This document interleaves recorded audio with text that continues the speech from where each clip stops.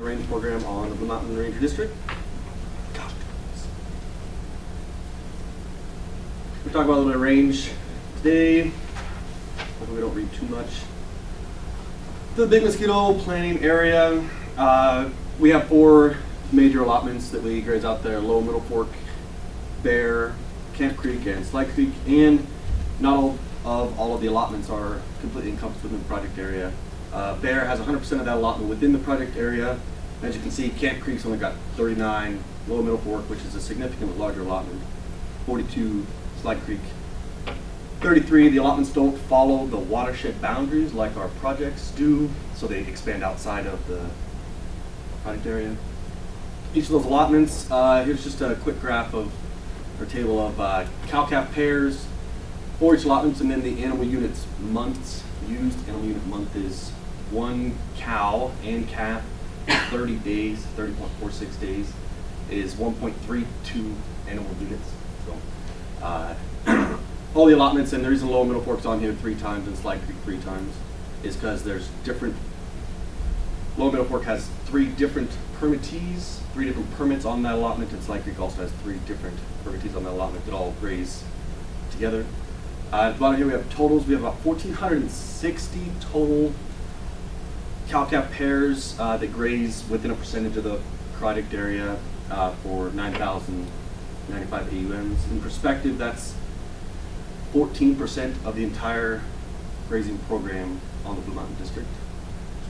A lot in this one project area. Here's sort of how it lays with each of the different allotments. Obviously, Lower Middle Fork, we said, was the largest, 58,000 acres. Here's the project area here, and then just these couple pastures of the Lower Middle Fork allotment within that project area. And then here's the Bear allotment right here, and that's 100% within the project area, and Slide Creek, 30-some% within the project area. Throughout each of the different allotments, like we think about the Lower Middle Fork allotment here, with the different pastures, every year you usually graze in a different rotation. So Ron Burnett's one of the permittees on the Lower Middle Fork allotment. So Ron's typical grazing strategy is he'll start all the way on this side of his allotment, and he'll move across the allotment this way throughout the season.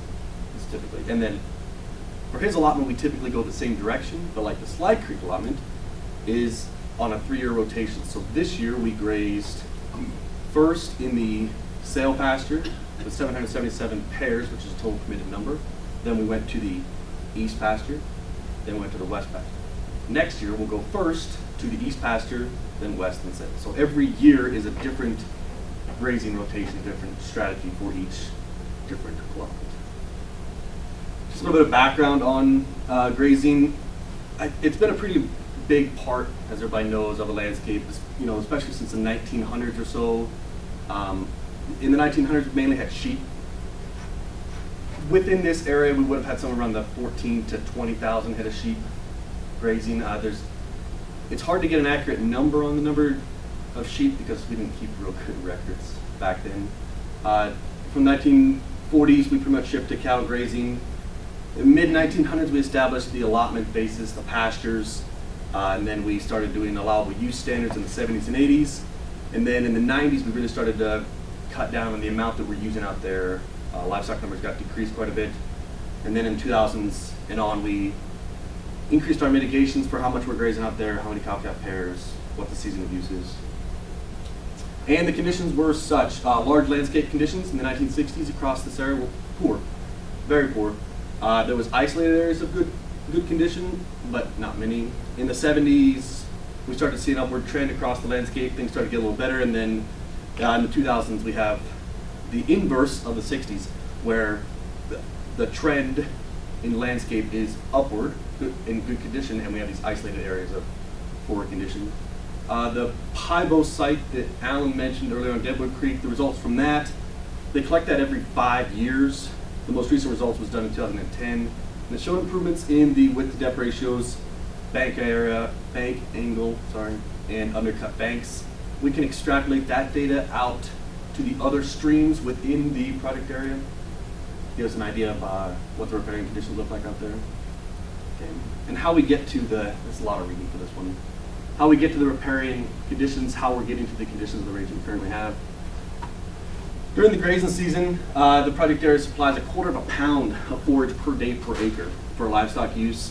Total throughout the grazing season, that's 43 pounds of forage off of every acre, or off of the acres within the project area. That's about 767 tons of forage. Right now we're estimating they're out there to be a little more than 3,000 tons. We're using about 25% of that available forage. We're also using a lot of water for livestock management, about 1/2 gallon a day an acre, with an annual supplement of around 31 gallons per acre. So throughout the grazing season, we're somewhere around the 1.5 million gallon range. This was water from all sources, from springs, seeps that are developed, that are undeveloped, everything out there. The stocking levels, the allotments within the project area, the lower middle fork allotment, due to the fact that it's got the Indian Rock country, Vineyard Hill country within it, it's got 100 acres per cow-calf pair.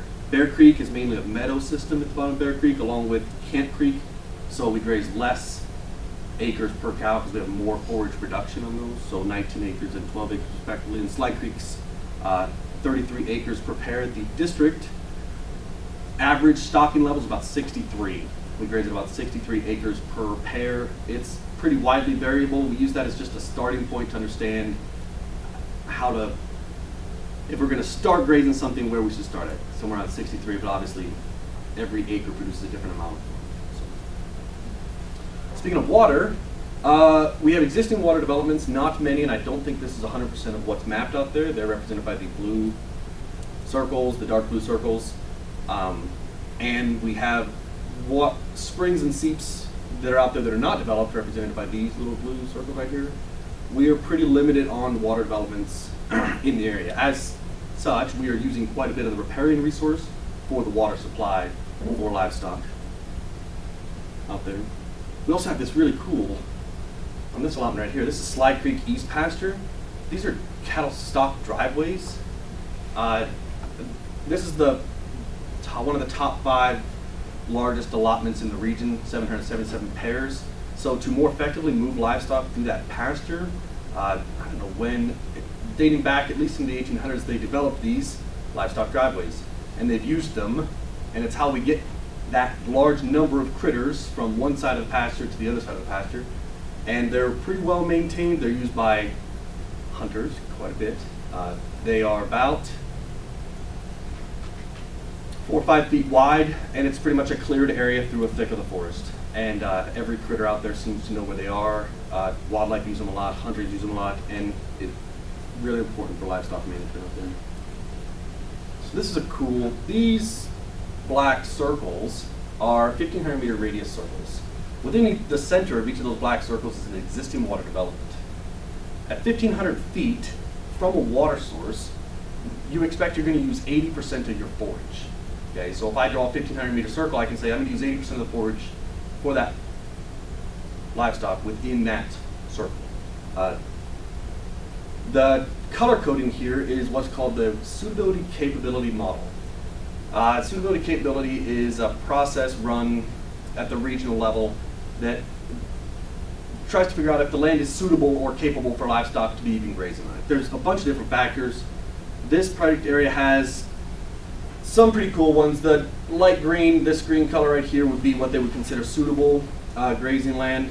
These darker, which pretty well correspond with Amanda's stuff, is the canopy cover 60% or greater, pretty thick canopy, not typically suitable livestock because there's usually nothing growing underneath it as far as forage. Really low production flats here. Low production is less than 200 pounds per year off of that. And then we have these soil land type associations.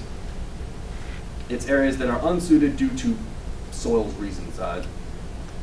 Soils that erode quite a bit or soils that don't produce enough forage.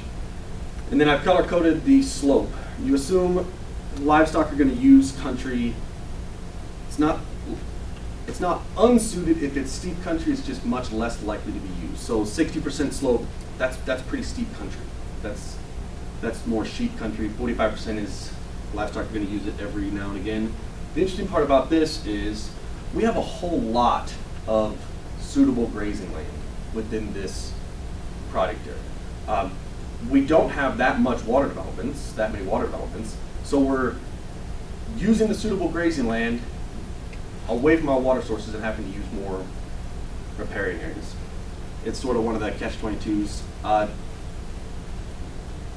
Within the project, there would be an anticipation to potentially develop some of these springs and sites, and so that we can more effectively manage livestock out here. Okay, the economics of livestock grazing. So we said there's 1,460 total cows out there. 2,920 head if you consider every cow's got a calf with her, a cow with a cow-calf pair. So we're going to assume it pretty well breaks down that 700 of those calves are going to be steers and 760 of those are going to be heifers. It almost fits every time to a 52-48% split.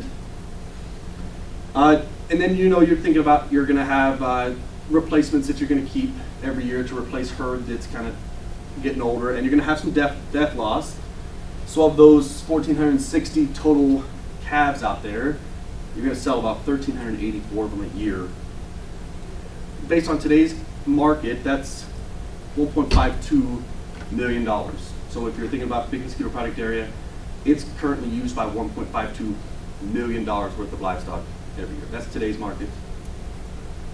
According to FEMA, 3.5% of the money generated from livestock sales is what they call before tax profits. That'd be like what you bring home.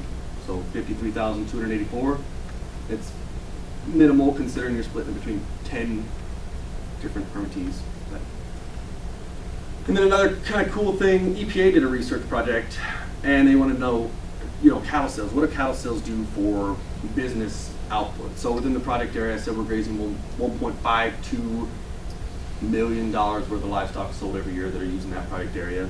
EPA says for every $1 of cattle sales you bring in, you generate 5 times that in economic value. So when we think about the Big Mosquito Project area, annually the Big Mosquito Project area is having an economic output of $7.6 million. It's 30-some thousand acres of our forest, grazing 14% of our livestock. It's a pretty significant amount of space. I guess there's a lot more we could go into as far as range, how much we're using out there, but I think it is a big project area. It does require quite a bit of our attention, and the results from annual monitoring for implementation show that we're well on our way to meeting standards. We just have a long ways left to go as far as water developments, so we continue to decrease our use of these.